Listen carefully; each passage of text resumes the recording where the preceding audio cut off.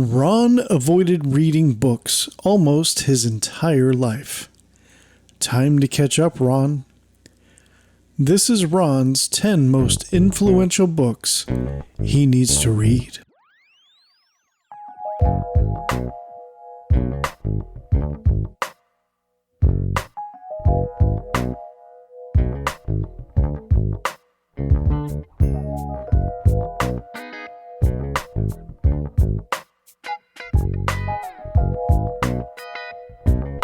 Welcome to another episode of The Twisted 10. I'm starting off like a game show host.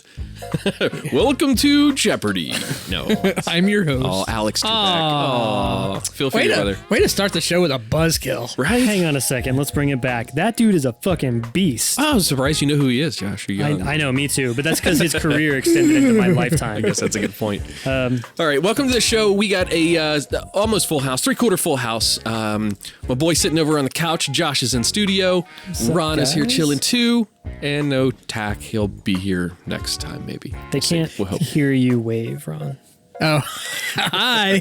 That's a good point. He did do. I was thinking about how it's either it's Tach or it's me, and we're going to get into this whole is there really a Tach and a Ron, or is it just one person? Oh, it's the same person. Yeah, that's a good point. Like a Clark Kent Superman type. I'm of such thing. an idiot. When I was a kid, there was a show out of Orlando on 104.1. I don't remember the show's name, but it had a guy, and some local listeners will be hearing this, but like, it's this fucking guy.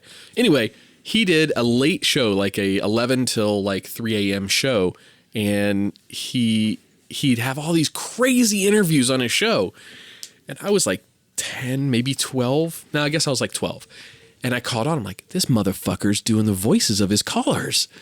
So I started listening for the overbleed for the caller to talk at the same time as the host. I'm like, he's never doing it. Ha, I got him.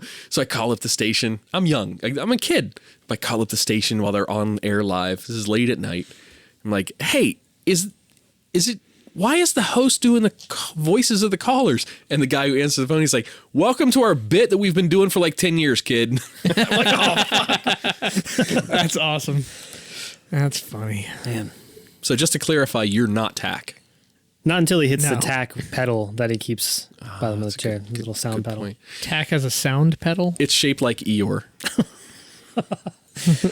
Poor Tach. Nothing? Was Tach Eeyore in here? What's going on? Tach, I love Tach, but he always Eeyores it. It's always woe is me. Yeah, that's Tach's life, man. That's his character, but that's okay. Well, he doesn't ever listen to the show unless he's on it, so he won't hear the shit. This shit we're talking about him. That's a good point. This is actually a little test. Let's see. Tach, when you hear this, say something in Discord. I want you to pop in Discord and tell us you heard this. We'll never see that. Poor Tach. Speaking of Discord, Josh, how can our listeners get in touch with us more easily or be more part of the show? Oh, God damn, my voice is going. Part of the show. The weasel. No, it's good. So I'll just go my usual. So for starters, before we even get to Discord, to our patrons through Patreon, thank you very much. Thank you. Full show. We greatly appreciate it. Yeah, it's helping pay the studio light bill. It is. It's getting us new equipment. Just bought us recently a whole bunch of new cables, replaced a bunch of our old kit and hardware and stuff. But our Patreon, sorry, I paused and I lost my train of thought. No, you're good. Yeah, for the listeners, I'm coming off of a sinus infection, not COVID. Don't worry, it's not COVID. We're not recording in studio in a dangerous situation. It is just a sinus infection, but it fucked me for 2 weeks. So for our patrons, thank you. Jesus, let me bring it back. So for our patrons, thank you. You can find our Patreon, patreon.com/twist10. Those guys, they get an exclusive bit of content called the After Show. Comes out every couple weeks. Just a little bit of a follow-on to this show, kind of talk about what's going on in studio, what's going on in our lives, a little bit less about the list and more about just kind of us and our interests and what's going on. But our patrons also get a little bit of special recognition in our Discord server, which if you'd like to join us, hang out and chat, Discord's chat room, you can find that. You can just go to our website, twisted10.com. There'll be a little banner at the bottom. It's an invite link, and it will pull it right up in your browser. Just make a free account, come in, hang out, say, hey, we love chatting with guys. We're actually contemplating the potential of doing even just a listener list soon. Yeah, for sure. And we in Discord, by the way, you don't have to come in with your name. You can come in anonymously too. Oh, so good call. if you don't want to be, Joe Smith of New Jersey, That's what Joe Rogan goes by when he hangs out. in our Discord. Yeah, in our Discord. That's Rogan's in there. It's no big deal. no big deal. Oh, that'd be great. Yeah, we're just kidding. Joe Rogan doesn't even know who the fuck we are. Yeah, Joe, if you're listening though, please, I'll give you gold status in the server. You can have it. He may be looking for a new location to call home, because I guess there's some issues with his contracts and he's about to bail. So maybe He's his gonna new bail home on Spotify. Yeah. So there's talk about it. Holy shit! I hadn't heard any of that drama. I have no legitimacy other than the 2 little articles I looked at today while I was browsing the internet. Well, you heard it here first. Adam signed up the JREs coming to our Discord server. Damn right. Nice. Oh, that was an ugly bit of plugs for our stuff. I'm sorry about that, guys. That was. He got it out there. Made it entertaining. Our listeners know us better. They know that's status quo. That is apropos for how we do business. Apropos. I like You that like it? word. You like the big word? I love the big words, and I'm getting into the big words. Well, that brings me to my list. Top 10 words Adam uses Ron doesn't know.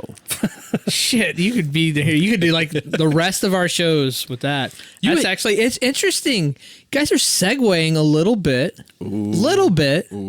touching on what influenced this list that I did. Adam talking shit? No. Adam being right? Big words. Oh, big words? Big words and just being...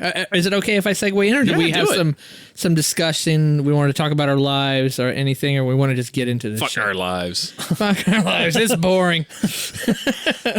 Work. Yeah, right. work, kids. So, as you know, the thing that's been going on with me and Adam, besides the love relationship, is been Man Love Thursdays. Yes, exactly. Is the fact that he uses a lot of words like apropos, et cetera, and I've tried to call him out many times on using words that I said, that is not a word, that is bullshit. So I finally learned to stop doing that. And then I decided, while he's talking, when he says a word, I'll look it up first to see if it's a word, which is what I should have been doing all along. And then every time I was like, God dang, it is a word. And then I realized, then I hear Josh over here, he says some big words too. And I'm like, damn, these people have like a vocabulary. So then in our Discord thread, right, of recent times, I was about to bring that up. I'm glad you are. I started throwing in some words as I was coming across them. It wasn't, let me dig for fucked up words to see if these people know. But Tach's not here, so I'm going to throw it to him real quick. Ooh, gross. Ooh, gross. Oh, yeah. I wanted to, when I came across words that were actually... that were actually, something I actually heard someone say. I saw it on the news. I read it in an article, and if I had to look it up because I didn't know what it meant, couldn't necessarily figure out from the context, I was throwing it to you guys, and then you guys had to DM me privately with the answer. Yeah. It's almost like a game. Yeah, you stumped me on a couple of them. You got us a couple times. And I wasn't trying to get you. I was just curious, like, why have I never heard that word before? That's the fun, though. So it started to make me realize that I don't have a very expansive... could have said big, expansive vocabulary, and I needed to improve that. But how do I improve that? Just trying to read words and memorize them? Well, that's some of it. But then some of it is the big thing I realized is I consider myself an intelligent, educated person, but the thing I avoided my entire high school and everything Education. is being more well-read. I avoided reading books like the fucking plague. The irony. He used to manage a Books A Million, Josh. I don't know if you knew that. God dang, Barnes and Noble. It's just fun to say that. I avoided, if there was a book report due, I would have everything done. I would have A's, but if it was a big fat zero for the book report, and I did this all through school. It didn't matter. And I realized, holy shit, I need to start, and I read books. I now do read books and enjoy reading, but I've been spending most of my last 4, 5, 6 years reading nonfiction, political, stuff like that. So now I'm wanting to switch to things that have been around for years that have influenced our society over hundreds of years, books that have been out there. And so that's what this list about. This list is the 10 of the most, because picking the top 10 was almost impossible. 10 of the most influential, I can't say the word, books of all time I need to read. Nice. That is what this book is. Now, I'll be curious. You if haven't you guys read have, any of these, and that's the idea. I have read one so long ago, I barely remember it. And I was probably faking my way through it, and and I think I watched the cartoon really just to finish the report. Cool. Now, because there was a cartoon movie of. Is there any specific like genre or topic? Like, are these self-help books? Are these financial books? What's your without giving the list away, obviously? But what is it? They are mostly fiction, fantasy, and then there are some. There's one. I'll say some science, and then just a lot of cultural. Some fiction, some autobiography. There's you will recognize. Guaranteed you will recognize every title on this list. Cool. And probably if you guys are, because you guys do have pretty big vocabularies, I would guess you're more well-read than me, have probably read most of these books. Most of these books are on the high school summer reading list that I avoided. You know what I mean? So most of the people out there are going to be like, this motherfucker ain't read that book? Like, are you an idiot? It's just that I always avoided reading books. I always did. I just hated it. I hated reading books. Josh, I'm going to give a prediction. So he's going to save his best like 3 for 3, 2, and 1. Somewhere in 3, 2, or 1, is going to be The Art of the Deal. No. Which, by the way, I read that book. Yeah, I've never read that. And it is not at all about. So I went into it expecting a book on his experience on making deals because, like him or not, getting out of the current situations going on in the world, he's done a lot of business deals and a lot of very big dollar figure deals. He's obviously successful somewhere. Yeah. That book is not about the art of making deals at all. It's a biography about him and his history. Look what I've done situation. Not so much. I mean, there is definitely that, but that's kind of his MO. That's his thing. It's not super braggadocious. That means in a way that is bragging, Ron. Braggadocious. I know what braggadocious. No, I know what braggadocious means.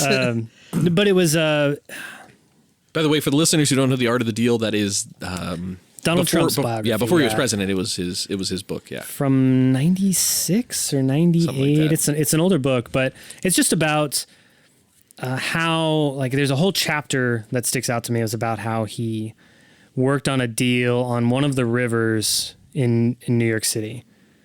It was a big property that he wanted to get, and he talks about how he put pressure on another hotel chain and put pressure on certain elected officials. Nothing illegal by any means, just how he pressured people, how he joined the right country club to brush shoulders with the right people to get the right support and stuff. So it is about the deals that he's done, but it's about him and his experience going through it, how he was raised, about his brother who passed away from alcoholism here in Florida. So it's more about Trump as a person, or Donald Trump as a person, versus just deals and how to make deals. Knowing that now, would you recommend that to somebody to read? Was it substantive enough to be able to take away from it? If you would like, how do I word this? I don't think that it was a very good book. And I say that objectively. I as someone who reads a lot of more renowned and well-written, larger fiction and nonfiction, it's very much a biography, and it's very much about him. And if you are curious about him, then it's worth reading. If you are into looking at deals, if you're into it looking for maybe a more negative stance on Donald Trump, that's not going to be there either. You're just going to get mad reading it. But it is a biography. It's a biography. He did not write it, but it's about him, and it's about his story. But you have to like him and his style of telling stories. Otherwise, it's just going to rub you the wrong way. It's like listening to him speak. It's written like he speaks. Okay. Well, cool. I may or may not eventually read that. I kind of wanted to before he was president, but I haven't really wanted to lately, I guess. The version, and I can get it to you on Audible, the audiobook version, the reader, the person who reads it, when I first picked it up. Narrator? Well, there's a title for the person. The narrator is the narrative tool, but the person who reads it, Oh, But- I guess for listening from some of the Audible documentaries, it often will say at the beginning of the book, the old Audible guy will come on and then it'll say The narrated same by. old I Audible guy. prefer audiobooks so much when the author reads it. I just Likewise. so prefer that. Definitely. And when I Love listened that. to that book, I thought it was him. It's not, but the guy that they hired Was it to do Alec Baldwin? Sold. Come on, I had to. No, I I had don't- to. Yes, I would totally read Art of the Deal if it was read by Alec Baldwin, or listen to, I should say. Ron, you ready to get into your list? I'm ready. All right, so this is 10 of the most influential books of all time. I need to read. Embarrassing list. Should have read all these. Had read one a long time ago, kind of. Before we tear in, there's one question we forgot to ask. We always ask it before a list starts. Is there a twist that you would like to reveal before the list? Yes. Or- One of these, I wrote the book. No, there is no twist. Okay. There is a game. Oh, shit. There's a game? There's a game just for the hell of it. do we need to like take scores or something? Or? Yeah, you guys kind of keep track of the score a little bit. I You got got it? some for that. Sweet. All right, so here's how the game will work. I will name the title of the book. Then you guys have to call out your name, right, to be the first one called on, Sure. to give me the author. Oh, fuck. I'm never going to get this. Okay. All right, let's see what Come on. happens. These are, I Let's thought you see. guys would be all down for this. I might almost get if you said the author, I could probably get the book quicker. Oh, would you guys like me to do that? I could give you an author, and you could give me the book. I'm looking at these. I'm so bad at that just in general. Yeah, we'll do it your way, Ron. Yeah, We'll do it that way. yeah. You know what? Though that's almost too easy. It's going gonna to be a 0-0. Well, one of these is the name of the author's in the book title. So maybe Mary I don't Shelley. read that. No, I'm going to do. Wait, I'm gonna, before he starts, Josh, who wrote the Far Side comics? Because you know that's going to be in here. Gary Larson. All right, I got that one. I'll remember that one. I'm not well read enough to read Far Side comics. All right, are you ready? Yeah, let's do it. Okay, first game. You guys ready? Number 10. Number 10. You almost didn't do it. No, I almost didn't say number 10. I almost said number 1. No, I'm just kidding. I did it right. All right. Number 10, 1984. Oh, Adam. George Orwell. Very good. Yeah, I See? knew that one. You Nice. guys are smarter than you thought. Nice. I knew that one. Okay, quick summary of the So book. you put me a point over there, Josh? So, first things first, anyone read 1984 or know what it's about? Know what it's about. I've never read it. I saw the movie when I was a kid. Yeah, I never saw the movie either. It wasn't very good. Oh, okay. But yeah, it's about the dystopian future society. It's about Big Brother. Well, I'm going to moving read over. what it's about. Oh, I thought you just asked us. I did. I asked you if you knew. I didn't ask you to do my fucking show for me. No, yes. I'm just kidding. Yes, I know what it Just is. kidding. All right. Yes. Yes. Okay. There you go. All right. So the story takes place in an imagined future, the year 1984, when much of the world has fallen victim to perpetual war, omnipresent government surveillance, historical negotiationism, and propaganda. Great Britain, known as Airstrip 1, has become a province of a totalitarian superstate named Oceania that is ruled by the party who employ the thought police to persecute individually. That kind of sounds like Minority Report. Thought police to persecute individuality and independent thinking. Big Brother, the leader of the party, enjoys an intense cult of personality, despite the fact that he may not even exist. The protagonist, Winston Smith, is a diligent and skillful rank-and-file worker and outer party member who secretly hates the party and dreams of rebellion. He enters into a forbidden relationship with a colleague, Julia, and starts to remember what life was like before the party came to power. Some tones of current events a little bit in the world. Josh and I both looked at each other. We couldn't say it's. Yeah, it's very obviously now. Yeah, it's very well, pieces of it in different aspects. Yeah, different ways. There is some stuff going on here in this country, in the world. Absolutely. Wasn't Minority Report about the 3 women who could predict the future? Yes, and if 2 guys, 1 girl. yeah, two. Those 2 guys, 1 girl. But the 3 people, like in that super cool sci-fi. Yes, That's the with, best way to watch any movie. Tom 2 Cruise. guys, 1 girl. and a cup. Yeah, and the cup. Yeah, she was the like superior empath. That's what it was. Yes, I haven't yes. seen and that movie in they would predict the future. I think it's on Netflix right now. Yeah, it's good. They would predict the future, and then A red ball would come and drop. Yeah, you would be if a red ball came and dropped, you'd be arrested for the crime before you committed it. Future Crime Division. It's coming back to me now. Yeah, man, that was like 15 years ago. The Yeah, best it's a part good about flick. that movie is the cars. How the cars move through the highway and everything. I'm like, oh, that is fucking awesome. We're close. We're close. Good, Life man. imitates art, man. So this was definitely on many lists of the 1984 was definitely on many lists of influential books. With this list, I started just trying to pick out, just to kind of know how this list was formed. I started to pick out books that were just influential books. There was so freaking many, and there was even some in here that I ended up taking off, like. The Bible was on here, and I was like, you know what? I'm gonna take off the Bible. Plus, there's so many versions. Or do I put the Quran or the Quran? Do I put the Quran? Do I put the funny part is I was reading through it and I saw Quran again for I almost started to read Quran again as I was reading. I was like, motherfucker. But I took that off, and then as I started doing, I was like, you know what? I want to get away from influential books in general, and how about go to influential books I would be interested in reading that I feel like I should read. So that's kind of how this list. So this is definitely one because it's touching on current topics, et cetera, et cetera. For sure. Very, very popular book, very big time high school summer reading. That book type has been cited title. lately in Oh, social a lot. media a ton. Yeah, it's definitely one Yeah. that I want to read for sure. I don't think it's a really big book either. Some of these I know that are pretty big, but I didn't put War and Peace in here or anything like that because I have no interest in reading. Nobody War has and that Peace. kind of time anymore. It's like 1,000 pages. I'll pass. Oh, what's if that's not on your list, then the other book is not on your list, which was The Art of War, written by Sun Tzu. Yeah. Sun Tzu, yeah, no, Heart of War. It's like 4,000 pages, isn't it? Isn't that something big? No, it's the not Art a of big- War is not too long. The problem is in its translated form, unless of course you speak ancient Cantonese, is It's very abridged. it's difficult to read. It's not that the translation is bad. It's written as in it's very stereotypical. And I don't know if this is disrespectful, but it's very like proverb. It's just like Understood. all of war is deception. Just all like it's like narrowed down into these little quips and then an explanation on how that applies to Gotcha. combat. Okay. Quips, proverbs probably better. Nice. Okay, good deal. All right, number 9, Number 9. Canterbury Tales. I don't even know that one. Do we get a negative point if we guess it wrong? No. Adam, George Orwell. No.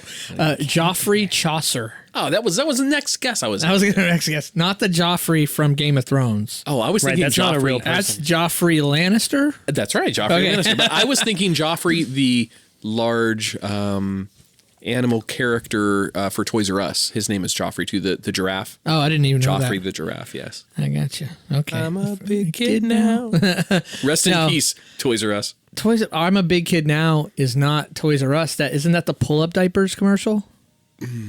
Mommy, Oh, you're right. wow. No, wait. Wow, we got way off topic. I Okay. want to grow up. I'm a Toys R Us kid. I'm bringing it That's in from All Toys right. R Us and going back to Canterbury Tales. All right, gotcha. Okay. Geoffrey Chaucer. The Canterbury Tales is a collection of 24 stories that runs to over 17,000 lines written in Middle English by Good night, Geoffrey Mike. Chaucer. Jesus. Tack is wheeze laughing. Right now, but- Between 1387 and 1400. In 1386, Chaucer became controller of customs and justice of peace, and in 1389, clerk of the king's work. It was during these years that Chaucer began working on his most famous texts, the Canterbury Tales. The tales, mostly written in verse, although some are in prose, prose. Prose. Prose. Could somebody explain what is prose? Pros and cons, dude. No, I was kidding. Prose is it has a general meaning of just written word, but it has a connotated meaning, I think is what it is.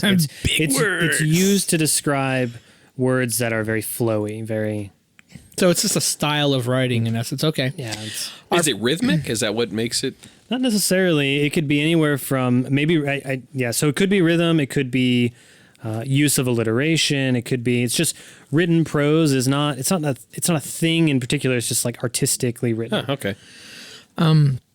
Okay, where was I? Yeah, prose are presented as a part of a storytelling contest by a group of pilgrims as they travel together from London to Canterbury to visit the shrine of St. Thomas Becket at Canterbury Cathedral.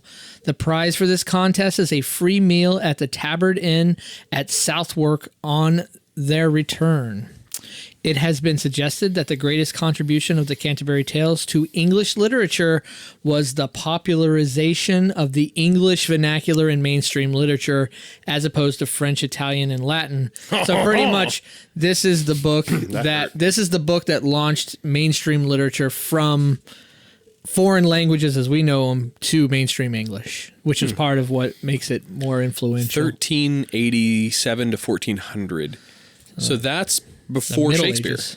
Yes, I believe it is. Yeah, that's A little prior bit, to yeah. Shakespeare. Yep. That's interesting. Because Shakespeare, here's the really bizarre, and maybe you can explain this to me a little bit, because this is your list, and maybe you've researched this part of it, but the English, how we discuss and we talk, our lingo, our dialect, our accentuation on vowels and certain consonants now is apparently more similar to the way that the Shakespearean days English speakers spoke. Now, obviously, That was called Old English. That's right. Yeah. So apparently, like in 1590 or 1600, somewhere in that time frame, the Queen of England decided to change the dialect, to change all of the and sounds into something that's more beautiful, like the French or Italian or Spanish languages that were out there. So literally, the dialect, the British English that we're used to now, wasn't the way that they originally spoke it. Now, I don't know how much truth is behind that, but I've heard that before, is that Shakespeare's language and how he talked is more like we talk now. So the British accentuation you sometimes hear in theater on Shakespearean terms is wrong. It's supposed to be more like we talk now. You're referring to just the way we speak the words, not necessarily the words themselves, because Old English is like Pronunciation. You're referring to pronunciation. I know you're not referring to like when you read Shakespeare. Like you have to have a translate. They actually have a Shakespeare made easy books, and I've read so much Shakespeare I could read it just like I read a newspaper at this point. I have read a ton. But not everybody. As one of has. the few things I have actually read, proud to say, a ton of Shakespeare, and got to Dude loved his tragedies. I played Hamlet in a play one time. I played Hamlet. I played Hamlet in Hamlet and Hamlet in I Hate Hamlet by Rosencrantz and Guildenstern. So we both played Hamlet. I did. How the hell did neither one of us know this at this time? That's a good point. Yeah, I did play Hamlet. Very challenging. It was a truncated version, obviously. The full play is like 3 hours. This was like an hour and a half. We even cut out the Rosencrantz and Guildenstern characters. That's like how truncated it was. They weren't even in there. We cut out the Gravedigger. He wasn't in there either. Have you ever read Hamlet? There. No. Do you know what Hamlet's about? No. Okay, so I did do Taming of the Shrew. Taming of the Shrew is awesome. I have read that as well. That's a comedy. Actually. I was a stagehand for that. Yes, that is considered a Shakespearean comedy, Taming of the Shrew. Odyssey of the Mind. And so Hamlet, I guess Hamlet would probably be his most popular one. I assume. No, over Romeo and Juliet? You think Romeo and Juliet's more popular? I don't even think it's comparable. Yeah, really? Okay, I always considered Hamlet his most popular one. Okay, No. I would agree with Josh. Macbeth would be another one too. Macbeth is up there with Hamlet. It's prominent for sure. But no, Romeo and Juliet is the quintessential girl meets boy from different feuding families, forbidden love, tragedy. It's true, and it's been redone in multiple ways. Like West Side Story is in essence Romeo and Juliet. Of course, yeah. There's a lot of Disney movies have that same kind of look and feel too.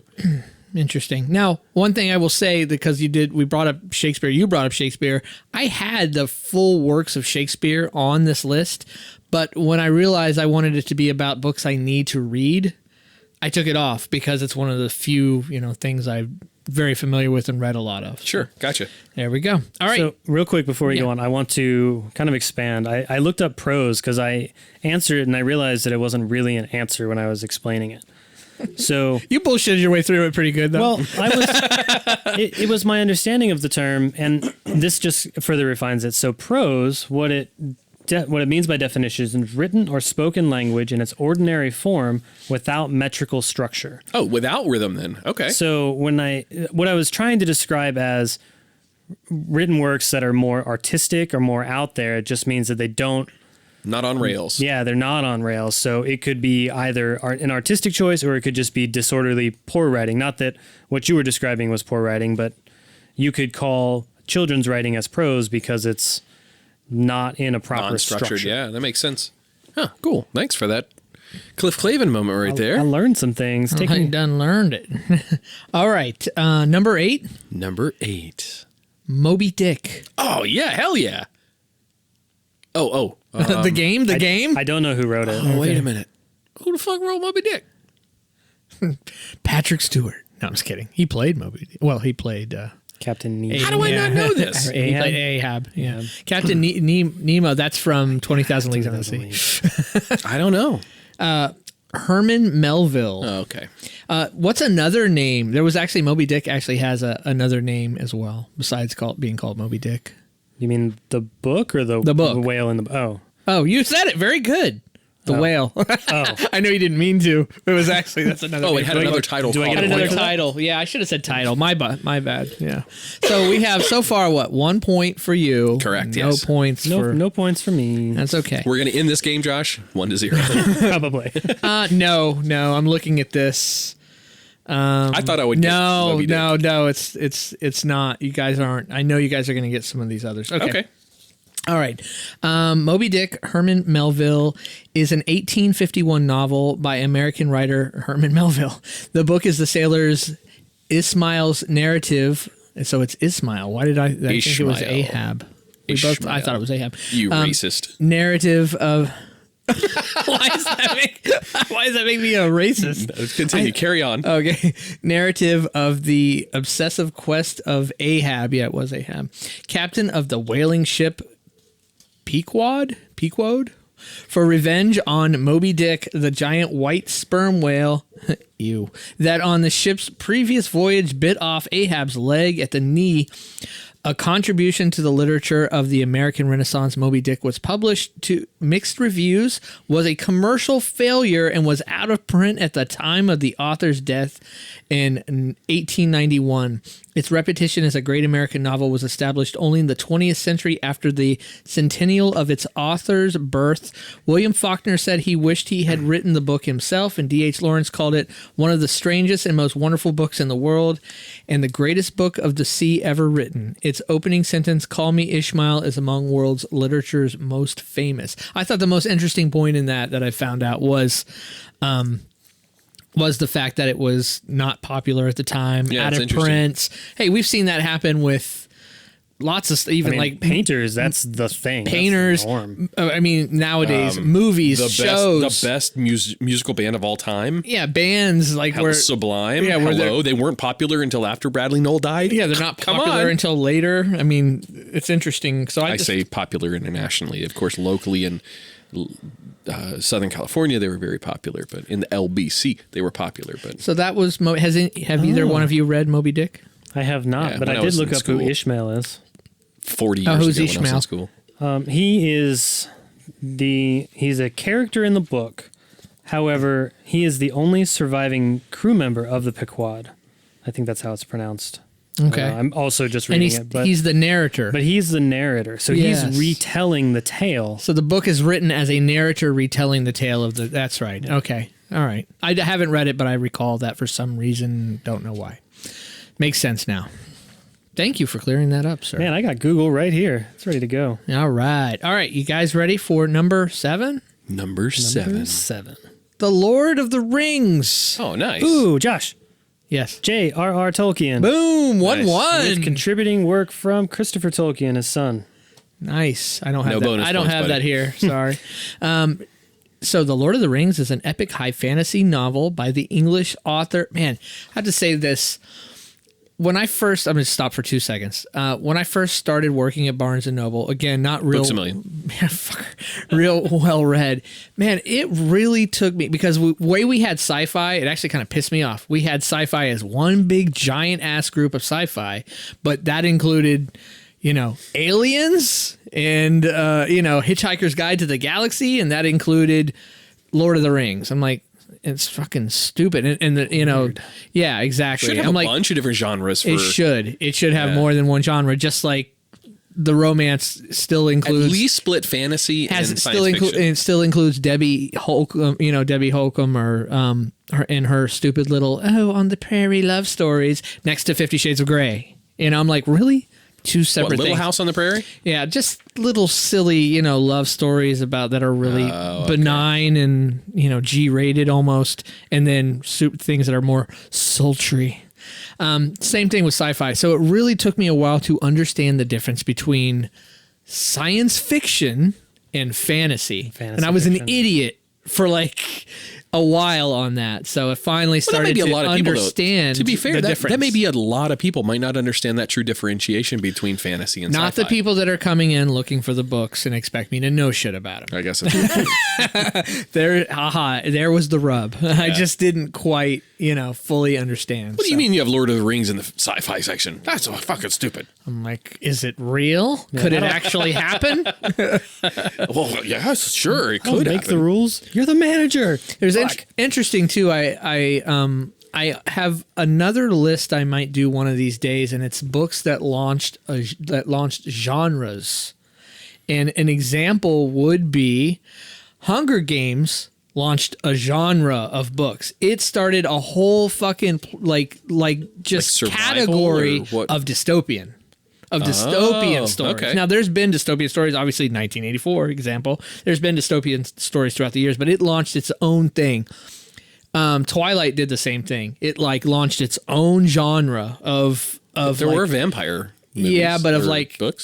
teen fantasy love type stories, and there was just a million books that people started writing that type of stuff based off the popularity of one series. So one of these days I might actually do books that launched they're kind of like their own genre. 50 Shades of Grey too.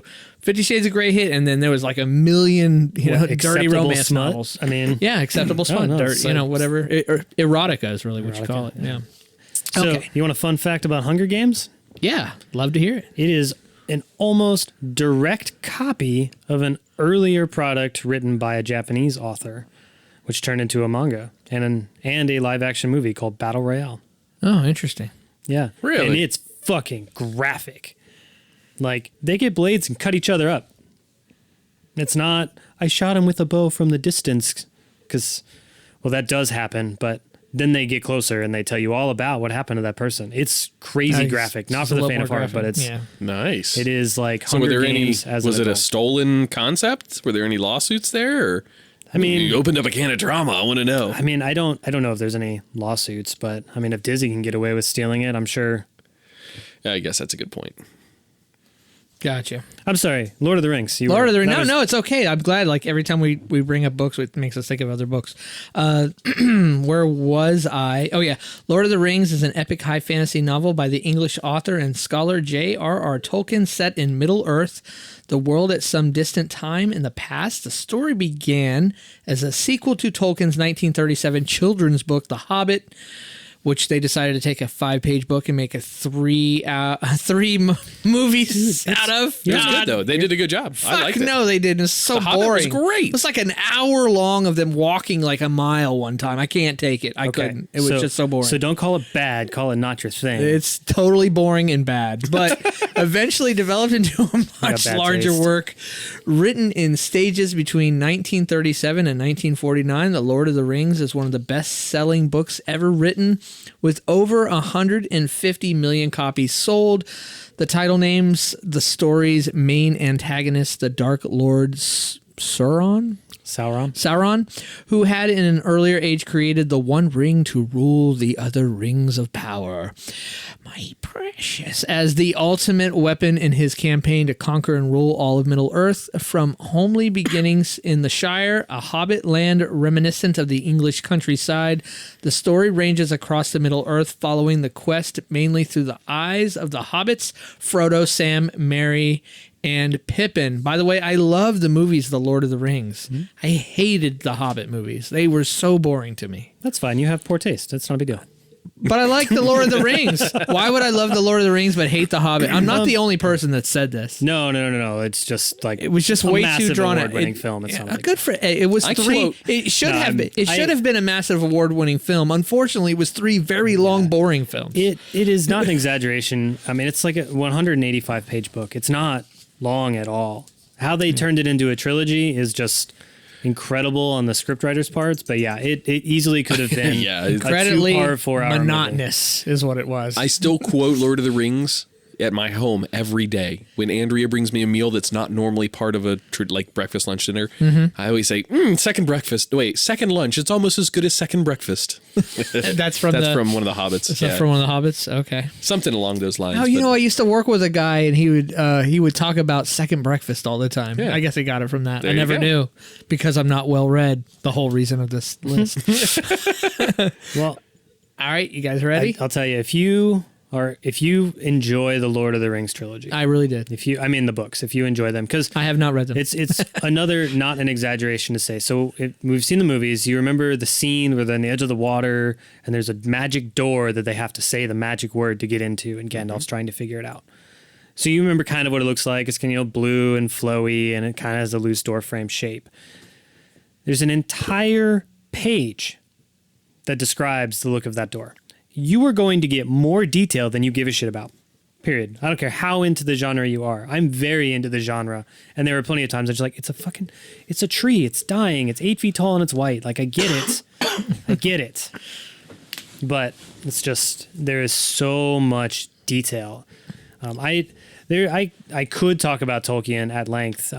As a writer, I'm impressed because he didn't write his first completed story until 15 years into his writing. I'm going to call it a career, but it was a hobby. It's just where he was at. He was poor. He grew up poor, working at a rail yard, and his room overlooked the tracks. That's where all of his languages come from. He just listened to foreigners talk, and he made up definitions for what they were saying to give meaning to what it was, and that's the origin of all of his languages.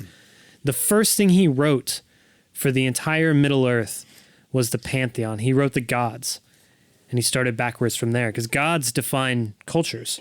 Look anywhere in the world today, even cultures that are proud of having no god, that still defines them in a way around their gods. So it's just that underlying belief structure defines everything. He started there. And as recent as 2020, Tolkien books have been released.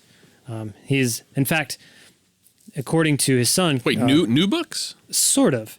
So Tolkien wrote a lot. What we talk about, like the Ring trilogy, takes place over 13 months.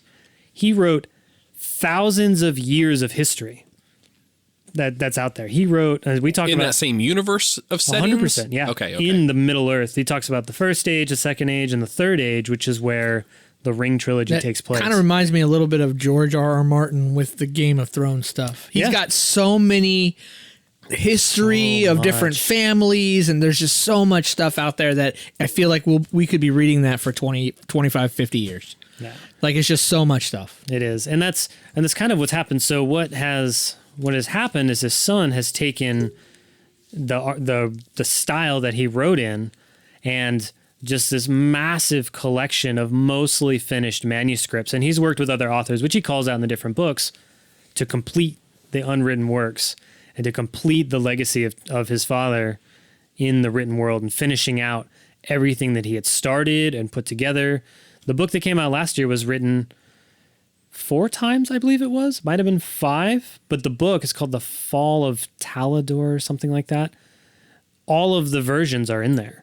And you can read, when he wrote the original version in like 1941 or whatever, what was important to him and what he was writing. And then he wrote it again 15 years later as more of the world has been built. And then again later near the end of his life. And it's just, I haven't read it yet. It's one of the last ones on my list from Tolkien, but it breaks down, or you can see how his writing style evolved and how the world evolved and what details were important to him. And I'm pretty excited to see that, because that's a look into Tolkien's mind that hasn't been there. Sweet. One thing I have to say too, with books in general, fiction books, especially fantasy, what have you, there's great storytelling. There's people who are amazing storytellers, but that can only bring them so far. When you're somebody who's able to create a world, a different reality, like Harry Potter, like Lord of the Rings, Star Wars, like George R.R. Martin, like Star Wars, but that's more for the screen, but they've been able to do the books as well. that's when you kick ass. You know what I mean? That's when you kick ass, when you can create an entire Universe. new world, a new universe, a new reality that sucks people in. And then you can have but here's the funny part, you can have some great storytelling around that, and you can have some shit storytelling around that, as we saw with Star Wars, right? Great universe, but sometimes the stories aren't always as good. Every universe out there has to have a Jar Jar Binks somewhere, okay? Very good. You went right where I was going with that. So that's one thing that's I think is important, is creating that. Then sometimes there are books that in one story doesn't expand beyond that. They're able to tell a great story and create a world in one small little book, and number 6 would be one of those. Good segue, Ron. Yes. I'm impressed, my friend. That was good. So number 6, Animal Farm. Ooh. Author, who is that? I don't know. You guys want hints? Does somebody have a cricket button on the soundboard? Sure. Do we have Hints. this? Hints. I accidentally put in this author again. All right. Later in the list or already in the list? Not telling. Already. That's definitely already. See, Just the way you said it. Josh is smarter than you. You heard it here first. Meow, meow. You already said him. All right, it's taking y'all too long. George Orwell? Yes. You didn't say your name, though. I didn't say my name, and I got it after the buzzer, so no point. No point Yeah. for you. It is another George Orwell. Have you guys ever read Animal Farm? No, I know, I like loosely know about it, but not to the level where I could speak to it. So, a novella by George Orwell, so it's a short, book. Must be Spanish. I know, it's a Spanish soap opera. First published in England on August 17th. This says 17 August 1945. So August 17, 1945, the book tells the story of a group of farm animals who rebel against their human farmer, hoping to create a society where the animals can be equal, free, and happy. Ultimately, however, the rebellion is betrayed and the farm ends up in a state as bad as it was before, under the dictatorship of a pig named Napoleon. Spoilers. I mean, geez. According to, that happens quickly though in the book. This is actually one of those books that I'm much more familiar with. I kind of half-assed read my way through years ago.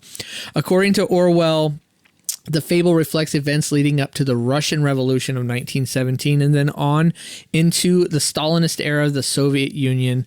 Orwell, a democratic socialist, was a critic of Joseph Stalin and hostile to Moscow-directed Stalinism, an altitude that was critically shaped by his experiences during the Spanish Civil War. So what I remember this book, there's one detail I have always remembered about this book for some reason, because I just The pig's named Napoleon? No, there was another pig, right? This pig, his job was to test and taste the food of Napoleon before he ate it to make sure that it wasn't poisoned, because everybody wanted to fucking kill Napoleon because he had taken over the farm and he was as much of an asshole as the farm owner. And his name was Pink Eye. And that is the one thing, Really? more than any, for whatever reason, I remember just Is that art little imitating clip. life? Didn't Napoleon in real life have taste testers for all of his food as well? I don't know. I think that's art imitating life right there. That's pretty cool. That's pretty cool. Possibly. Anybody read Animal Farm or know anything about it? No. Okay. That got deeper than what I remember. I do remember like an animal rebellion, but I didn't know it had so much like symbology and throwbacks to politics. And 100%. It was all about politics. It was all about hierarchy, about authoritarianism. Yeah, you'll love that book, Ron. About fascism. That's what the book was about. And we know that Ron is not for fascism. He is. Don't do it. Don't do it. It's not even worth it. Oh my lord! Okay. So that was number 6. Antifa Farm. Antifa Farm. What? Antifa Farm. Nice. That was good. All right, let's take a break. Yes. All right, we'll be right back in studio. They say everything can be replaced, yet every distance is not near. So I remember every face of every man who put me here. Then I see my light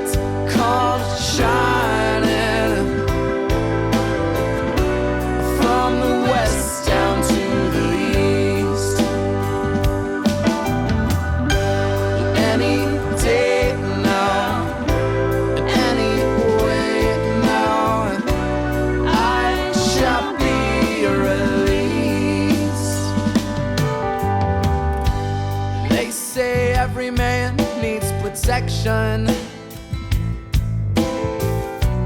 They say every man must fall. Yet I swear I see my reflection somewhere so high above the wall. And I sing, I see my light come shining from the west down to the east. Any day now, any way now, I shall be released.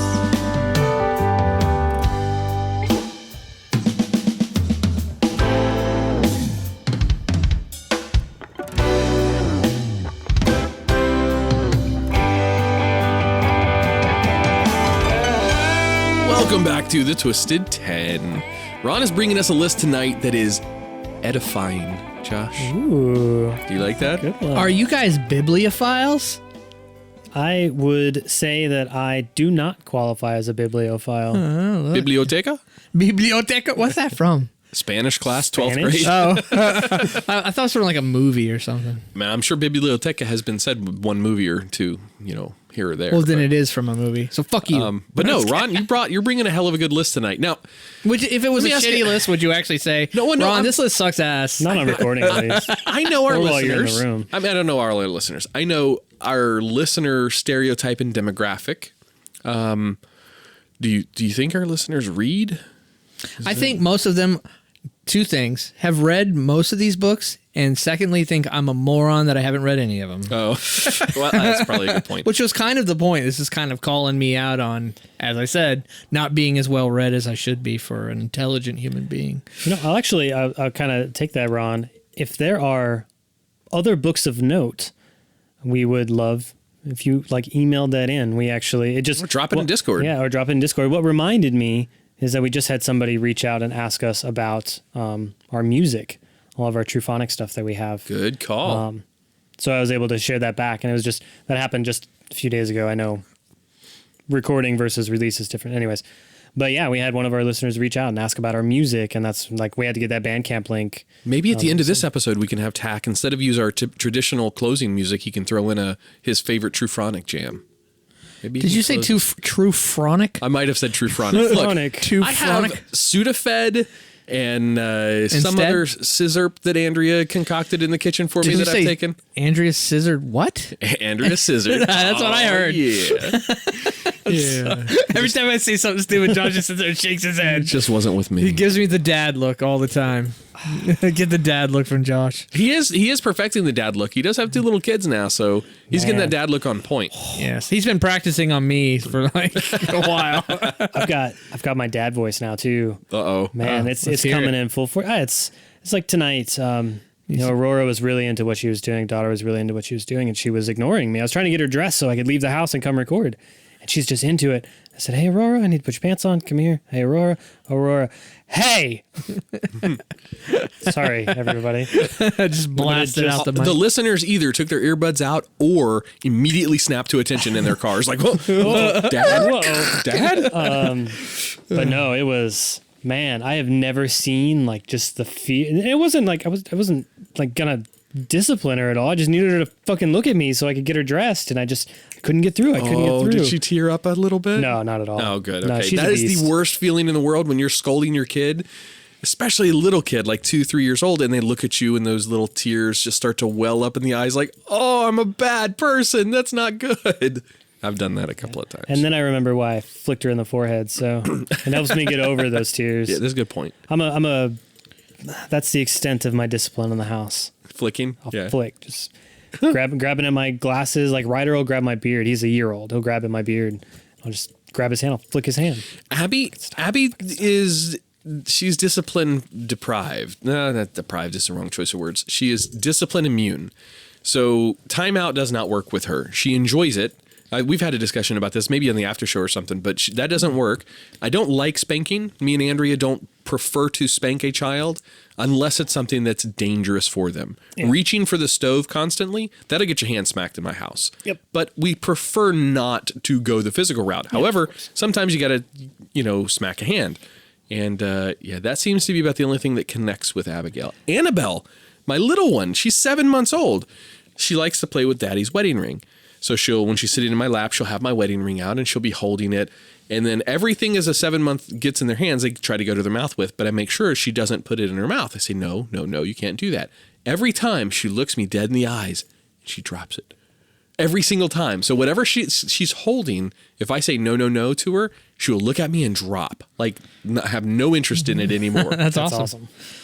I wonder how long that'll last. Not long. Okay, damn it. I can attest. All right, you want to recap us what your 10 through 6 was? Yes, let me recap.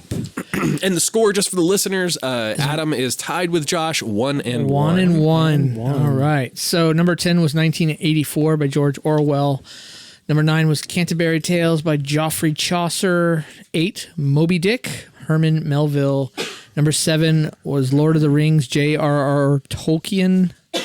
Number 6, Animal Farm, George Orwell. Nice. Number 5. On the Origin of Species. Josh. Damn it. Holy shit. Darwin. Yes. I was going to say. Darwin. Fuck. You almost blew it there, buddy. I forgot what I was supposed to say. Josh? Yeah, you had the name but couldn't remember Your name. Your name. Your name. I'm saying your name. You said say your name. All right. On the Origin of Species. Who is Charles Darwin? Or more completely, On the Origin of Species by Means of Natural Selection or the Preservation of Favored Races in the Struggle for Life. Didn't know that it had like a big old title like that. That's a hell of a title. For a guy, and again, for me who's super into, evolution, etc. Never actually read this book. Now I picked it up and like kind of read through it. I'm like, holy shit, this looks like kind of a tough read. But published in November 24th, 1859, is a work of scientific literature by Charles Darwin that is considered to be the foundation of evolutionary biology. Darwin's book introduced the scientific theory that populations evolve over the course of generations through a process of natural selection. The book presented a body of evidence that the diversity of life arose by common descent through a branching pattern of evolution. Darwin included evidence that he had collected on the Beagle expedition in the 1830s and his subsequent findings from research, correspondence, and experimentation. What's the most amazing about this is he really theorized this before any true hard concrete evidence came to be in regards to the discovery of fossils. Like, yes, had people discovered fossils? Yeah, but they weren't considered any kind of scientific discovery. They didn't know what they had. They didn't know what they had. They didn't know what it was. They didn't know what it meant. They didn't know what it was for, what it related to. How many millions of years old those bones might have been. No clue, or that they were ancient, that they were dinosaurs or whatever they might be. That's often what a lot of people allude to writings of, let's just say, middle-aged time frames about dragons.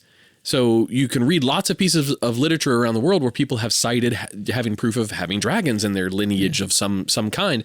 Well, that could be very easily misinterpreted for the bones of a dinosaur that they just didn't know what they were looking at. Exactly. There's also some other culture things too, like giants. Talk about giants. Giants have shown up in literature for thousands of years. They show up, most prominently, David and Goliath. We all know it's in religious texts. Giants are so prominent. And it's kind of an unfortunate David won with use. a gun. Yes. Second Amendment. But they have found, I didn't know this until recently, bears have almost the exact same bone structure as us if they die on their back. If they were to die and lay out, you would see prominent upper arm, prominent lower arm, jointing, large spine, etc. Once all of the meat and muscle that makes them up is gone, their bone structure, to the uneducated a long time ago, would be very easy to misinterpret as, holy shit, I found the bones of a 12-foot tall man. Interesting. So there's a lot of really interesting there used practical origins. There used to be there was giant apes years ago that have gone extinct as well. Same thing. So, yeah, definitely. And you got to think about too, like a lot of people want to deny evolution today in 2021 as we record this. Imagine writing a book in 1850 freaking 9. Yeah.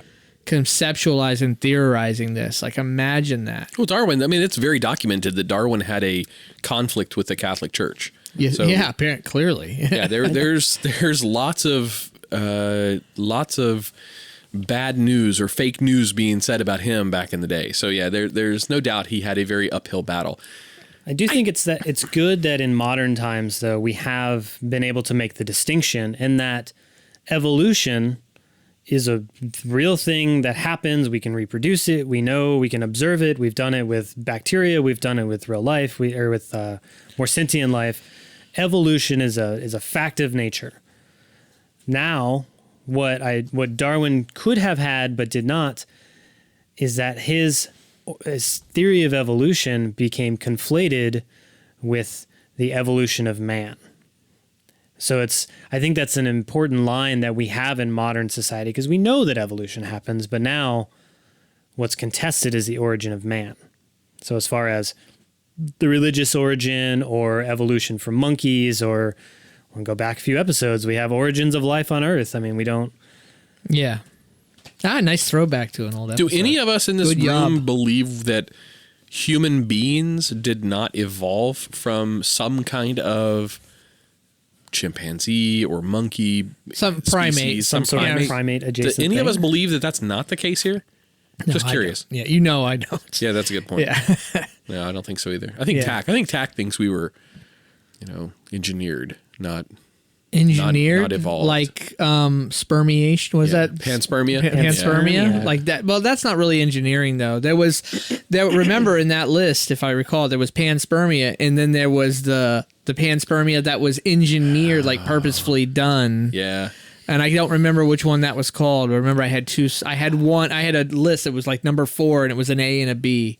I remember, but I can't remember what that was called. I have to go back and listen. I'd be lying if I said I could remember every detail. From If that it has episode. anything to do with involvement of aliens, then Tach probably believes it. Yep. You gotta love Tag. He sends me stuff all the time. He texted me some document, some Roswell document a couple days ago. Really? Yeah. Tell you what, man, 60 days, I think, is what's left. We're about the middle of January right now for recording. So I think there's 60 days left until the entire body of classified UFO and UAP information has to be given in a closed door, top secret briefing to Congress. Yeah, that's okay. Yeah. Should we table that for like after show conversation maybe? We can, but I don't have any more to add to it. Okay, well, table it anyway. I don't know. I'd be interested to add some Yeah? to that. Yeah, Cool. because Let's I talk think about it. that'd be a fun conversation to have. So if you're into sci-fi, as far as UFOs are concerned, I guess it wouldn't be sci-fi in this case. If you're into science that involves UFOs and UAPs, AEPs, whatever the new acronym is, tune into the after show at patreon.com/twisted10.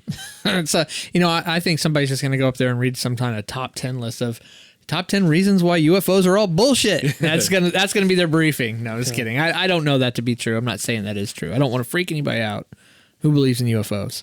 Okay. Well, UFOs exist. Yeah, they do. Whether yeah. or not they're not from alien, they're from an alien, yeah. Yes, very much so. Okay, number 4. So number four, as I started searching, this was one I pulled out of me wondering something as I'm going through these lists of books. I'm like, and I don't know what made me think about this, but I thought, I wonder if there was any books written by American slaves back in the slave times, either while they were slaves or shortly after. And the reason I ask that is because it would be tough for them, depending on how they became slaves, it'd be tough for them to be. I mean, they didn't have school and things like that. They weren't put through school. They weren't taught how to read, how to write. But not always. Some of them were. Some of them did it on the lowdown, sneaky. Some of them were, okay, the husband's the husband's a slave master, but the wife wants to secretly educate him, and you know what I mean? So I looked to see, well, what kind of books and maybe what were the more popular books. And then I had seen this title, and I honestly feel shame that I've never picked this book up and read it. But I think it's my first go-to on this list. And you can play the game with this one if you want, but it'd be kind of silly too. The book title, number 4, Narrative of the Life of Frederick Douglass. Yeah, we're not going to do that one. Oh, you guys had a chance. Somebody could have said their name. Josh, Frederick Douglass. No, 3-1. I'm not going to I'm not taking it. It would only be 2-1. It's 2-1 I already. thought, yeah, it's 2-1 which one did now. you get? Darwin. Oh, Darwin. Yeah. Yeah. Okay, all right. Gimme one. No, all right. I should. Gimme, you didn't even know how to say your name, much less the author's name. All right, I'll take that lump. All right, so Narrative of the Life of Frederick Douglass is an 1845 memoir in there's a word I don't know. Damn you. How did you know that? You got a mirror or something? Treatise. It's on a That's shoe. what What is naturally comes next. What is a treatise? I don't know how to define that. It's a really big But tree, you sure and know you got to see it. I believe. I That's believe. a treatise. I'm going to double check myself, but I believe that a treatise is a written work that is for a purpose. Okay. I'm going to look that up. So is an 1845 memoir and treatise on abolition written by famous orator and former slave Frederick Douglass during his time in Lynn, Massachusetts. I know there's people screaming right now that not that I had never heard of this book, but I'd seen it 100 times at the bookstore and just never knew what it was about, sadly. I'll do you one never better. picked I it have up. never seen it at a bookstore, and I've never heard of it prior to tonight. It was another very common required summer reading for high school kids. Oh, really? It Not for is me. generally held to be the most famous of a number of narratives written by former slaves during the same period. In factual detail, the text describes the events of his life and is considered to be one of the most influential pieces of literature to fuel the abolitionist movement in the early 19th century in the United States. So, a couple notes on here. I just talk about how he learned to read and talk about how he escaped, because I didn't actually write it down, but I read through in a separate site. I was just curious. So he escaped I guess he was in Baltimore, and he was a slave, like many times having to work like over in the shipyard. So he was able to disguise himself as a sailor and sail up north and then get to Philadelphia. And so he kind of freed himself. How he learned to read was a combination of things. I won't even say a combination.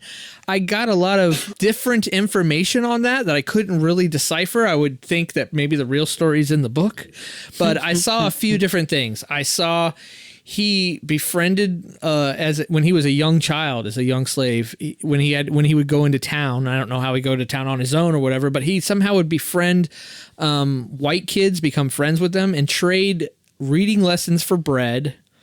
I wasn't sure about that. That sounded kind of odd.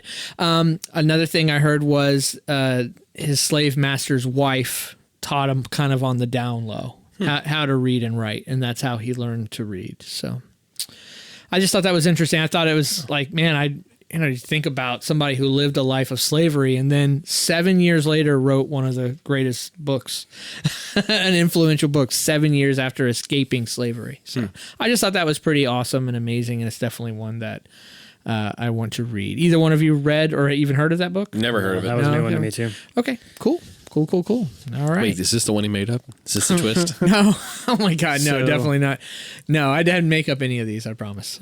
So I looked it up. I pronounced it wrong. I've always read it. It's treatise.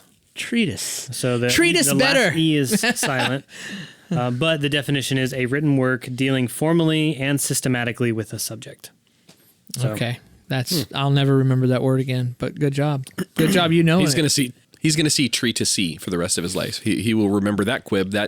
Yeah, tree what's to the- see. What's the term when you associate words with sounds? Mnemonic device. He's going to remember the mnemonic device of tree to see for the rest of his life now. Okay. I was going to say that term is Ron's a dumbass, but you said the real term before I could say the joke, unfortunately. All right. Number 3. Number three. The Catcher in the Rye. Oh, I know this. Oh, I know this. I don't know this. I read it in high school, but I don't know Yeah. who wrote it. I didn't care enough. Okay. I was a high schooler. I didn't give a shit. Is a novel by that's the problem, is we get introduced to this stuff at an age where we're not really that accepting of it. It's a problem. We don't give a shit We during don't high give school. a shit high school, and that's the time you're being, and then all the really smart people are the ones who do adapt to it, go on to get awesome educations, and then become senators and stuff. But anyway, The Catcher in the Rye is a novel by J.D. Salinger, partially published in serial form, so you can eat it, in 1945 to 1946, and it is a novel in 1951. It was originally intended for adults, but is often read by adolescents for its themes of angst, alienation, and as a critique on the superficiality in society. It has been translated widely. Around 1 million copies are sold each year, with total sales of more than 65 million copies. The novel's protagonist, Holden Caulfield, has become an icon for teenage rebellion. The novel also deals with complex issues of innocence, identity, belonging, loss, connection, sex, and depression. And I'm going to connect this to another book. 11/22/63 is a Stephen King book about a guy who goes back in past to try and stop the Kennedy assassination. We talked about that because it was also we talked a show. about that. It's like a closet, right? There's a Amazon? No. Netflix? Who Yeah, had the show? it's like a closet. It's like a pantry in the guy's Al's diner. That's what it was. But the only connection I'm making there is the Jake, the main guy there. Khakis. Yeah. Jake from State Farm. When he's back in the past in like 1960, 61, he's interviewing for a job. He was an English teacher in 2000, whatever. So he's interviewing for a job as an English teacher. And the principal asked him, "Do you think Catcher in the Rye should be in libraries at the school?" And I just remember that that being, apparently it was a very controversial book back in the day as whether kids should be or should not be reading this book. So that was my connection there too. Shit, I wonder if Ron's going to touch on, for number 2 or number 1, some of the most controversial stuff now that's out there was written. Tom Sawyer's books. That was written back in, what, 1800s? I got no Tom Sawyer books on Okay. here. Nope. Nothing that exciting. Sorry. No, I was kidding. Brer Rabbit? no, Brer Rabbit. Disney had to take that right down.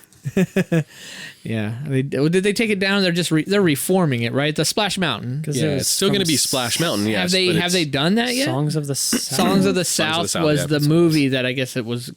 I feel like we talked about that before, but it was kind of. We shit on Disney a few times. Yeah, it's appropriate for them to change it. We It's- shit on Disney a few times. It is appropriate for Disney to change that ride. The ride is fun. Don't get me wrong. Splash Mountain is a lot of fun. It's a great, enjoyable ride, but yeah, it's seated in a very racist story. Take some of the dolls from It's a Small World and let me fall off a mountain. That's what I'm in for. That'd be awesome. I wonder what they're good if they're really gonna like do it up. I'm curious what They'll they're gonna probably change make it into Avatar or some shit. Who knows? That would be badass. Would be kind of cool. Yeah. Owns Avatar. You're talking about Peter Jackson's Avatar. I'm talking about the only Avatar that I know of, the movie The Avatar. Oh, I guess the other You were talking other one's about the Airbender. Airbender. I was No, not talking about Airbender. No, I you're was talking talking about about- blue tails that fuck each other. Yes, Yeah. that Avatar. Blue tails that fuck each other. Nice. Okay, so The reason I ask is I think there's an Avatar, like somebody has done that. Sorry. no, there is an Avatar, right? It's Disney. It's at Animal Kingdom. Is that what it is? Yes, it's. When is the- Avatar 2 coming out? Dude, in like 2048 at this point. I'm over That's it. sooner than I thought. I'm so over waiting for it. I don't look anymore. Ron, One day I'll see an advertisement on television and be like, "Holy shit, it's finally here." I'm over it. Well, it's not just Avatar. You know what? We're not just waiting on Avatar 2. We're waiting on Avatar 2, 3, 4, and 5. They're making them all. I think At the same time? I think so. I think they're making them all. That's what's taking so long. It had its flaws, but I really enjoyed Avatar. Oh man, That's it's one great. of my favorite movies. I mean, Such a good- it's the quintessential story that's told over and over and over. I get that. I completely understand that, but it was such a good movie. It was such a good movie, and it's so good at the theater. Except for the one thing I always complain about. Does anybody remember? No. The one thing, you spend millions of dollars on this budget, you have amazing actors, you have amazing writers, some of the best special effects available at the time. Okay. So spend as much money on all of this stuff, and your writers come up with the name of the element that was the most exclusive element in the universe, unobtainium. Unobtainium. Come on, get the fuck out of here. Come up with something better than unobtainium. That's just, sorry. That's my rant. The rest of the movie's great. Hey, you know what? At least the writers of DC didn't do something with it. Imagine what that shit show would have been. I don't want to talk about that. DC, the DC universe and the shows that I do watch, like Supergirl and Flash and Green Arrow. Yeah, they have jumped a shark with what they've done lately. The whole stuff has jumped the shark. I'm over it. Okay. It's a bit too much. I'm bringing it back to the list because we went from Catcher in the Rye to Avatar. Don't know how we made that leap, but no one needs to explain. You can just go back and listen. Well, you know. You know. All right. So, number two. On Liberty. I don't know this one. Don't know that one. Okay. I wasn't super familiar with it either. It's one of the ones I was less familiar with. On Liberty, I was just more interested in the fact it kept on popping up on a bunch of lists of influential books, and I was very interested in the content. On Liberty is a philosophical essay by the English philosopher John Stuart Mill, published in 1859. Another 1859. What else was published in 1859 we just talked about? Moby Dick. Nope. I promise I'm listening. Catcher in the Rye. I promise I'm listening. No. Catcher in the Rye. On the Origin of Species. The Lord of the Rings. On the Origin of Species. Damn, I was almost there. It applies Mill's ethical system of utilitarianism to society and state. Mill suggests standards for the relationship between authority and liberty. He emphasizes the importance of individuality, which he considers a prerequisite to the higher pleasures. The summum, I don't know what summum is, S-U-M-M-U-M. Google man. I'm going to, because I don't know that word. Yeah, me neither. The summum bonum. Sorry, there's more to the word. Summum bonum? Summum bonum, summum don't. The summum, it's S-U-M-M-U-M. Bonum or bonum, B-O-N-U-M. The suman bonam. Sorry, I have it in front of me. Boner. Okay. It is the highest good, especially as the ultimate goal, according to which values and priorities are established in an ethical system. So it is a written works good. on the best behavior and highest good and things that you can do. Weird. Okay. Of utilitarianism. Not utilitarianism, but utilitarian. Sorry, it's utilitarianism. Okay. Okay. What is Which is what? Explain to me what is utilitarianism, Adam. Taking advantage of your environment and your surroundings to the best of your ability. Furthermore, Mill asserts that... was I right? Woohoo! Do I get a point for that? That's how I know it. Mill asserts that democratic ideals may result in the tyranny of the majority. Among the standards proposed are Mill's 3 basic liberties of individuals, his 3 legitimate objections to government intervention, and his 2 maxims regarding the relationship of the individual to society. So it's pretty much an essay about how much freedom is too much freedom, how much government intervention is too much, how much is not enough. But basically it's just an essay on the best way, to form government, but obviously written almost exactly 150 years ago. So the banana umami. The bunam. Oh yeah, the summum bonum, summum don't. So I thought it was. I guess you guys see. I couldn't help but throw stuff in this list that was kind of touching on today's world a little bit. Political climate. 1984, okay. Animal Farm, On Liberty, all kind of things that. Those who don't, and this is not the right quote, but those who don't learn from history are doomed to repeat it. Yes. I know it's a longer quote than that, but I thought those who don't remember history, maybe something like that. I think you're close. You're close enough for me. Close enough to make the point. Close enough to make. That was Thomas Jefferson who said that. I'm serious. That was originally Thomas Jefferson's quote. I'll take the point, please. You didn't say your name first. Sorry. God damn it. He also said that slave chick is hot. Sorry. Okay. Number 1. Are we going to have to cut that out, or is it going to? You don't get it. You're looking at me like you have no idea. No, throw the credibility for the reference in okay. there. He had relations with his slaves. Mm-hmm. And in fact had a kid with one of his slaves, didn't he? I don't know any further than he had relations with his slaves. I pushed it too far there. Okay. No, it could have very well been. I thought I'd heard a rumor that he did have a slave child. I saw it on Twitter. Yeah. Fake news. Fake news. Thomas Jefferson, fake news. Okay, number one. Number one is actually not a book, but a play. Death of a Salesman. Who was I that? saw the play, or I have seen this play. I haven't seen it, hadn't read it. I'm just trying to think of any famous writer of playwright, and I can't even think of that. Shakespeare. No, okay. Arthur Miller. So Death of a Salesman is a 1949 stage play written by American playwright Arthur Miller. The play premiered on Broadway in February 1949, running for 742 performances. It is a 2-act tragedy set in the 1940s New York, told through a montage of memories, dreams. I'm so glad I didn't say montage. Montage of memories, dreams, and arguments of the protagonist, Willie Loman, a traveling salesman who is disappointed from his life and appears to be slipping into senility. The play contains many powerful themes such as the American dream, the autonomy of truth, and betrayal. It explores the psychological chaos of the protagonist and the capitalist society's impact on his life. It won the 1949 Pulitzer Prize for Drama and Tony Award for Best Play. It is considered by some critics to be one of the greatest plays of the 20th century. Yeah, I would agree with that. It's a profound. If you've ever had a chance to watch it, Never watched it, never read it, but again, influential book. It is. That I should have read, should be reading, need to read. And that was number one. Way darker than the version I saw in high school. Well, then maybe it was toned down. Well, what a lot of people do with the Death of a Salesman specifically is because there's so much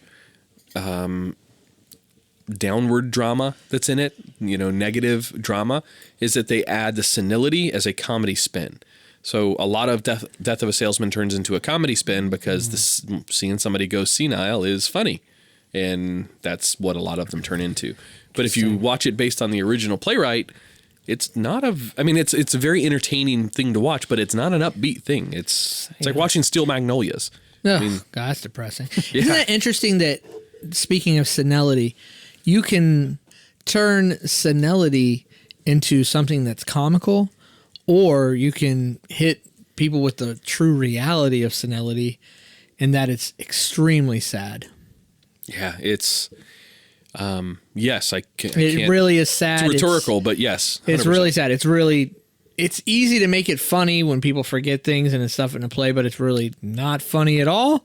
But I wonder, though, was the original intent of the play to show senility as something dark and sad, or to, because the way it's described is as he slips into senility, it's not described as some senile old goofy man. Like they make it sound more like what you said, just what Josh said. That description sounds way more dark than the version I saw. So I guess it depends on the perspective of the director of that particular production. Yeah, what he wants to do with it. So if the director wants to spin it and have some comedy relief, because, let's face it, today's audiences at things like a tragedy they don't hold the attention as much as they would unless there was some sort of comedy relief.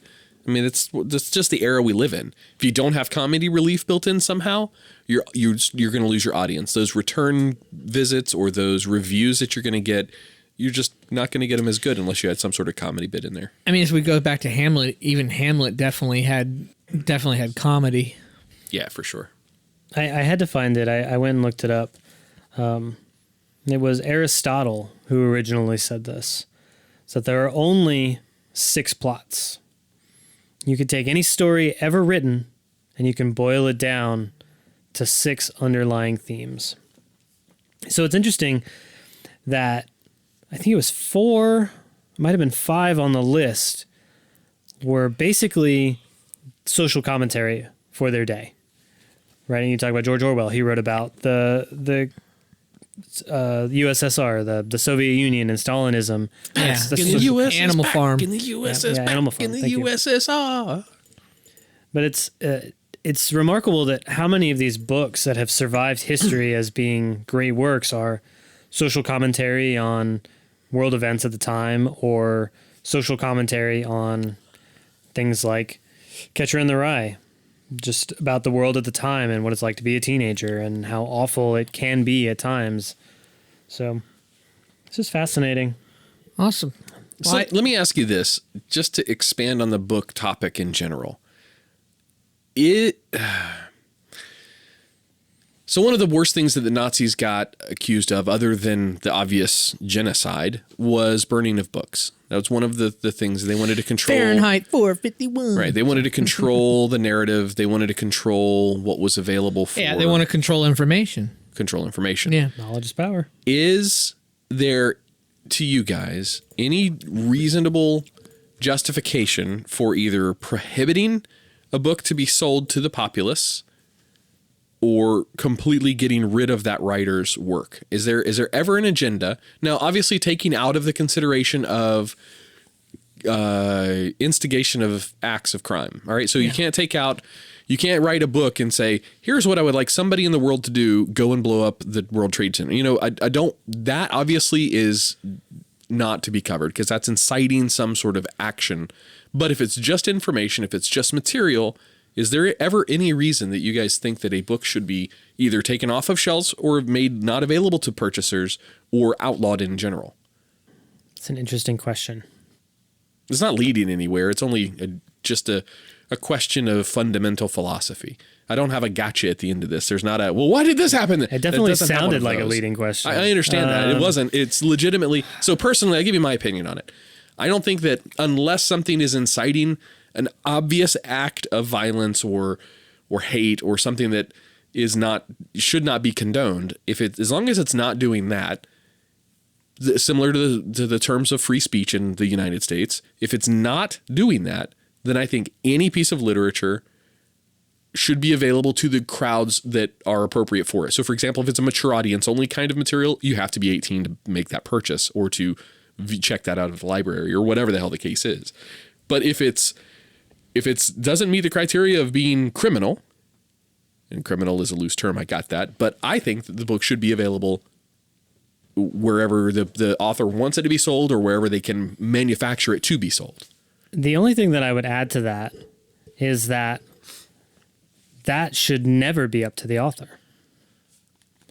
Why is It that? should be 100% up to whoever's publishing it.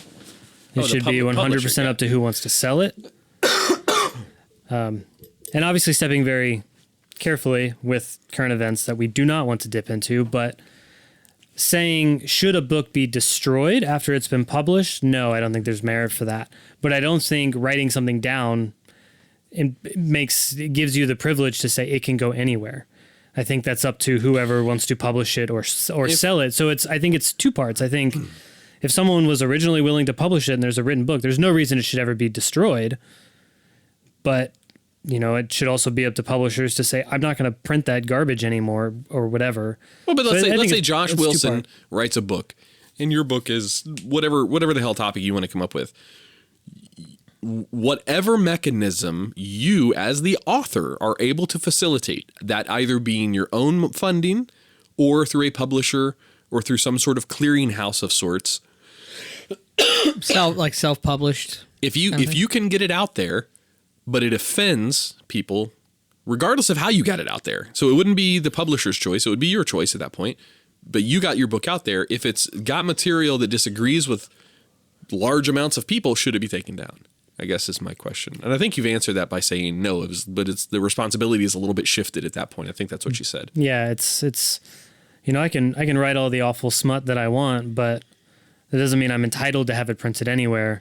But at this, if I Kindle self-publish and Amazon is okay with it getting published and continuing to sell it, that's their storefront. So it's kind of like a weird example. It's always, unless you print your own books in your basement and sell them, you are never just the only piece in the picture.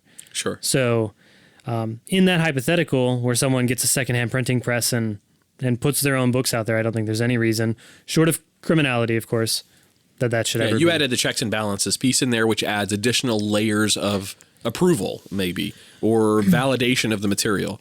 So you assume that because Amazon is continuing to publish your book, they're validating the information that's in there doesn't break their terms of service or whatever. I get that. I completely understand that approach. But I think he answered the question. But again, it's like to the Fahrenheit 451 approach. There's no merit to destroying written works and hiding knowledge ever. The only reason anybody wants to destroy knowledge is to subvert whoever reads that knowledge. Libraries of Alexandria, my friend. What if a it's great not example. knowledge? What if it's purposefully written misinformation? Then it gets categorized by those who deem to categorize it as fake or fiction. Doesn't matter to a lot of people. Well, then your There's a lot of consumer is people- your A lot of ultimate people are judge. saying it's misinformation. A lot of people are saying it's not. It's true. Your You know what I'm saying? consumer is your judge there, Ron. Your consumer, the person buying that book of misinformation, if the author writes it, has an audience for it, and can sell it, then it's irrelevant. You might disagree with it, but it's irrelevant So at that point. then it goes to the platform that it's put out in. Like you said, unless you can print your own book in your basement and go to the corner and sell it, then it's up to the people who sell or provide a digital platform Sure. as Oh, to yeah, whether sure. they wish to do that. We're if a they capitalist feel, society, Yeah. so yes, if there's a group that wants to sell your book, they can, and if they don't want to, and that they don't have to. They're And not required. that's where the pressure needs to be put in the case of something that may be insightful, harmful, just straight up in misinformation. That's where. Well, hang on. Insightful and harmful are different than misinformation. Yeah, misinformation. We're towing a line. We're towing a line. I'm just going to say it out loud. But No, actually, you're we're getting a little off topic, and we're kind of wrapping up the show anyway. But I mean, maybe we could continue this conversation. I think this would be a good conversation to continue on the after show. Honestly, Let's do it. yeah, Let's take it to the after show. take it to the after show. If you guys, Good list, though. By I the was way. going to say, if you Yeah, that guys was a lot of fun. want to listen to the after show, Josh. No, keep going. Oh, you want me to do it? All right. If you guys want to listen to the after show, you may join and become a patron by going to Twisted 10. patreon.com/twisted10. That's the name of the show. That's it. Well, I didn't know if it was Twisted 10 or the Twisted It's 10. definitely I get not the confused. Twisted 10. Even though Okay. the Twisted 10 is still up there. Okay. No, it ain't. I So, couldn't delete it. I don't. it's weird. Patreon.com/twisted10. You will have us. access. A couple things. You're gonna help us out a little bit with a couple of bucks, and have access to all these awesome after shows that we've been kicking out here for months and months. So the second you get on there, you can listen to everything that's already been put out, and then sure. everything that's going to be. And There's 3 different tiers on there. There's a $2 tier, a $5 tier, and then a Uber tier. Yeah, $20, there's $2, which gets you a little bit of recognition in the Discord server, access to a patrons only chat room that's in there, and that's where we go and we bounce ideas off of those more supportive listeners. Thank you everybody for listening. With those who donate to the show, we bounce maybe early, maybe some of our potentially controversial list ideas or sourcing list ideas. I have a list. It's done. It's in my back pocket. I'm just waiting for this pandemic to get over. It's a Patreon list, and it's done and it's ready, but he wants to be here for it. So Oh, that's going to be cool. yes, it's a good friend of mine. It's Peter. So you guys have also talked with him in there. Yeah, so we've got that. It's $2 tier, gets you in there. Little recognition. Thanks for supporting the show. The $5 tier, that gets you our after show. That gets you access to, like Ron said, hours of content that's already out there. That gets you the same recognition in the Discord server. You can come in there, hang out. And then the Uber tier, the $20 a month tier. Oh, I remember what that gets you. That gets you a mouth hug from Tach. Yeah, that's what it is. Man, that's a throwback. Like that throwback. Fuck, I haven't heard that term in years. But yeah, that unfortunately it doesn't have a lot of additional award for that, other than Our love and appreciation. Our love and appreciation. You are an Uber fan. And maybe a free shirt once we start getting the merch. There's one other piece in there that it does get, and I forgot we haven't talked about that tier in a while. We will, if you are so inclined, call you out by name at the end of the show as a thank you. Your handle, your full name, your first name, your Twitter your account, mom's name. I don't care. We will say whatever name you want us to as a plug thanks, your as website, a direct recognition. plug your business. Bob, we oughta baby it's a boy. We oughta baby it's a boy. Nice, awesome. Well, thanks. I enjoyed the list. I hope it wasn't too nerdy, but not techie nerdy, but bookworm nerdy. They call me white and nerdy. What were some of the runner-ups on the list? Do you remember any that just didn't? The Bible was definitely that makes one. sense. I mean, religious that texts, was that was one for sure. The Quran, like couple of religious texts, Quran, the Bible, Harry Potter.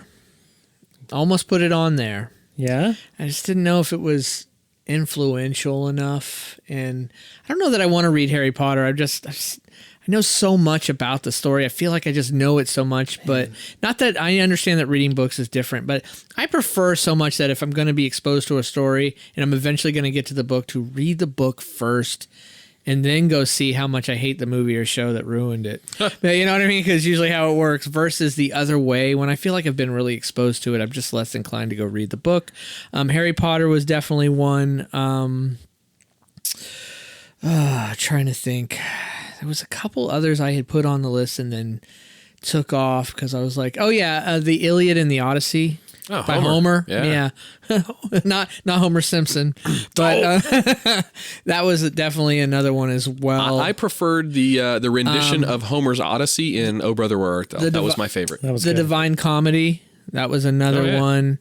Just some ones like that are super classics. I was like, I don't know that I'm really interested in reading those. I don't know.